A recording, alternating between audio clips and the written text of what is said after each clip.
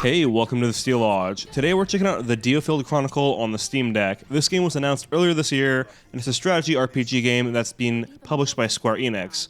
It has pretty unique gameplay, and I actually just recently did a gameplay overview for this game.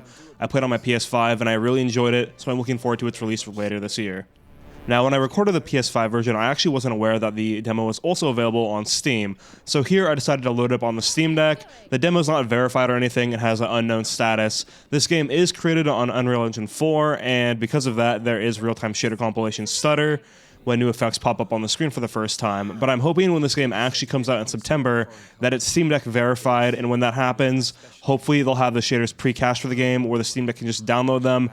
If we can just download the pre-cached shaders here, it will eliminate the stutters that we get when we are caching shaders for the first time in the game here.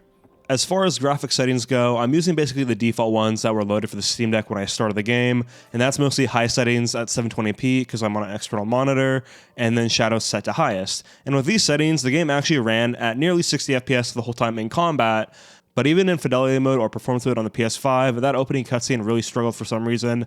A lot of these cutscenes that are more close-up are a lot more graphics intensive than what you'll see on the battlefield, and that's definitely where the frame rate will dip the lowest here for this game. This game also does offer FSR built in natively, but I think if you just drop the graphics settings, you shouldn't really need to mess with the resolution here for the game overall. The performance of this game can vary depending on what segment you're in. During combat, I was basically hitting 60 FPS the whole time, except for when extreme effects were going off that covered the whole battlefield. Then I could drop down to the mid-40s, but even on the highest settings, I think it looked really good on a handheld. Now, during some of the in-engine cutscenes is definitely where the performance can suffer the most. During these parts, there's a lot of post-processing effects that are going off, and these probably hammer the GPU pretty hard and drop our frame rate down a bit. There are also parts of the game where you're running around your barracks and setting up your team. During these parts, the performance is also around 60 FPS for the whole time, and I saw the battery life be a little bit better than it was on the battlefield here. As far as battery life is concerned, when I was playing the game at 60 FPS, I had around 2 hours of battery life remaining for the most time, and that is with a 90% charge on my Steam Deck's battery. Now, the battery usage is going to change depending on what scene you are and how graphically demanding it is. During the gameplay in the battles, it's going to be a little bit more demanding than just walk around your base or in the menus. So depending on that, you might get a bit over 2 hours of actual battery life when you have a full charge on this game, playing it on the go at 60 FPS. Later on, I locked the frame rate down to 30 FPS, and the battery performance here went up quite a bit to around 3.5 hours.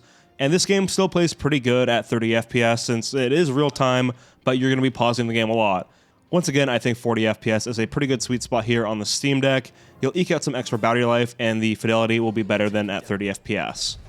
I haven't played this game on the Switch, but it's going to be available there as well, and I can't imagine that it's targeting anything higher than 30 FPS on the go, and probably in docked mode also. And the resolution there probably is not native and probably looks quite a bit blurrier than this. So this is definitely the way to go if you want to play this game handheld, and hopefully when the game fully releases, it's verified and you can cache those shaders right away so you won't have that stuttering. With all that, I think this game's a really strong contender for the Steam Deck. Having a cool strategy RPG like this on the go is awesome and a ton of fun to play.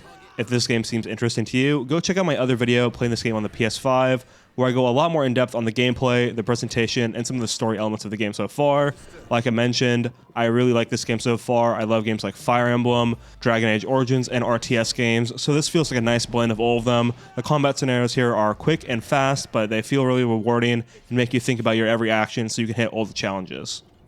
Other than that, thanks for watching this video, guys. Consider subscribing to the Steel Lodge. I have a lot of Steam Deck and other gaming content on the way. Other than that, have a good one. I've got it.